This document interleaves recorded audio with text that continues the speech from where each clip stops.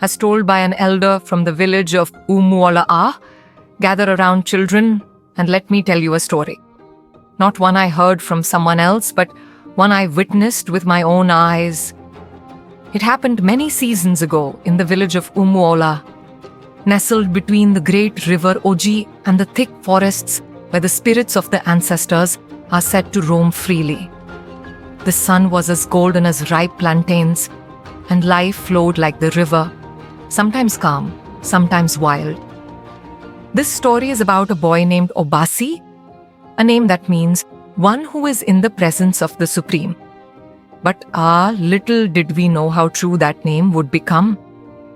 Obasi was the son of Ekena, a humble fisherman, and his wife, Nena, a woman known for weaving the finest raffia mats in the village. They lived in a small mud hut with a thatched roof, the walls decorated with ochre patterns Nena painted herself. Obasi was like any other boy, curious, full of questions, and always eager to follow his father to the riverbanks. But everything changed one Harmattan morning. The sun had barely kissed the horizon when Obasi went to fetch water from the river. The air was dry, and the dust danced like tiny spirits in the wind. Obasi bent over the water, his reflection rippling with each drop that fell from his calabash. That's when he noticed it, his shadow. At first he thought it was a trick of the light, but no. Even as he moved, the shadow remained the same.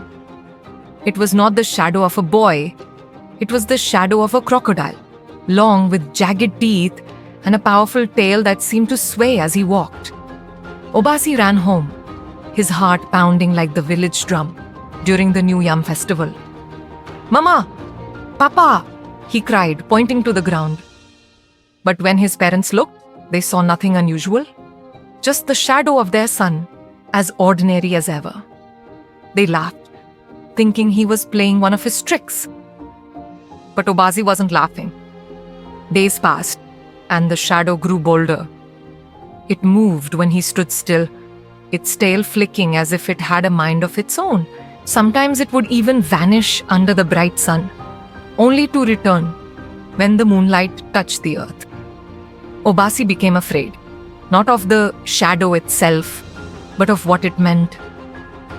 He stopped playing with the other children, afraid they'd see.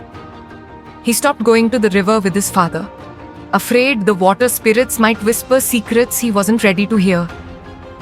But secrets have a way of finding the light. One evening, as the sky bled with the colors of dusk, Obasi's shadow did something it had never done before. It broke free. Yes, you heard me right. It pulled itself from the ground like a spirit unbound and slithered into the darkness like a real crocodile. Obasi fainted on the spot. When he awoke, he was surrounded by villagers, faces painted with fear and curiosity. The news spread like wildfire. Obasi's shadow has come alive. Some said he was cursed. Others believed he was a child of the river spirits, born with powers beyond understanding.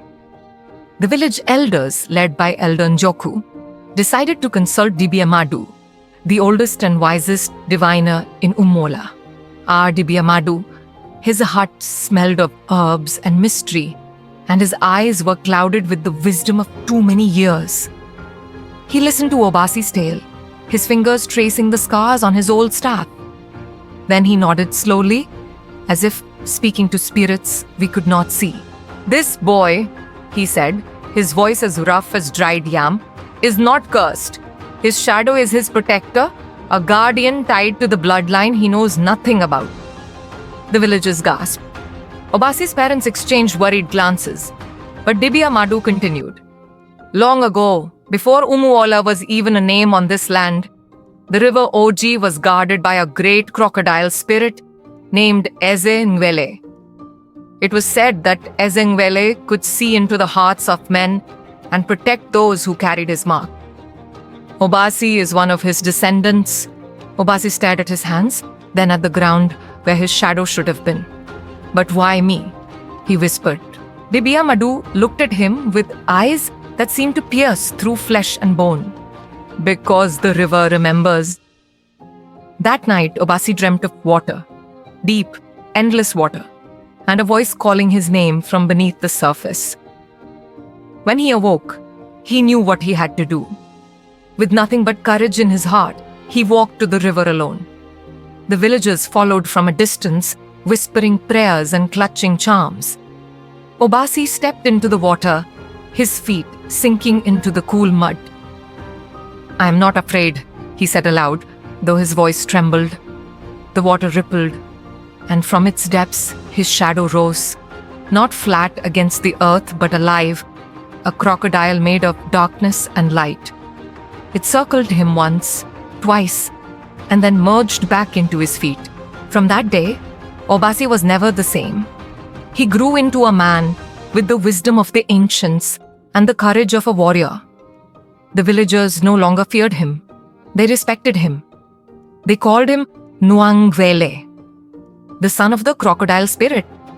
He became the protector of Umula, guiding fishermen during storms, settling disputes with fairness, and teaching children that sometimes the things we fear are the very things meant to protect us. And me? I was one of those children watching from the river bank, learning that shadows are not always dark. They are just stories waiting to be told. So my children, remember this. Not every shadow is something to fear.